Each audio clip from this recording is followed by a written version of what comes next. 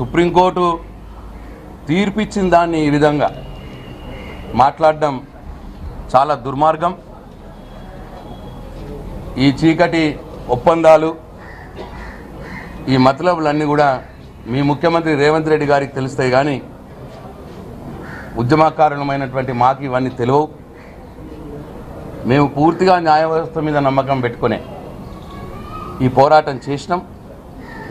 ఈ పోరాటంలో న్యాయ వ్యవస్థ మెరిట్ ప్రకారం కవితమ్మ గారికి బెయిల్ ఇవ్వడం జరిగింది. ఇవాళ ఈ సమాజం అంతా చూసింది. ఇవాళ కోర్టులో జరిగిన వాదనలు సమాజం అంతా ఆన్లైన్లో చూసినారు. ఈ ఈడీ కావచ్చు, సిబిఐ కావచ్చు, ఎవరి కనుసన్నల్లో నడుస్తున్నాయో మొత్తం భారతదేశానికి తెలుసు. ఇవాళ ఈ ఈడీ యొక్క సాలిసిటర్ జనరల్ న్యాయవాది అయినటువంటి రాజుగారు కవిత గారికి బెయిల్ ఇవ్వద్దు అని గంటన్నర సేపు వాదించినాడు.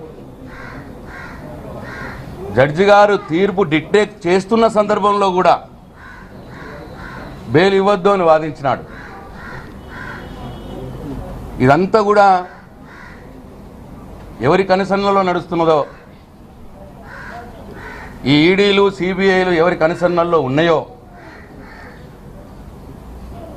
ఎవరి ప్రోద్బలంతో ఇవాళ ఈ భారతదేశంలో ఈడీలు సిబిఐలు స్వైర విహారం చేస్తున్నాయో ఇది అందరికీ తెలుసు.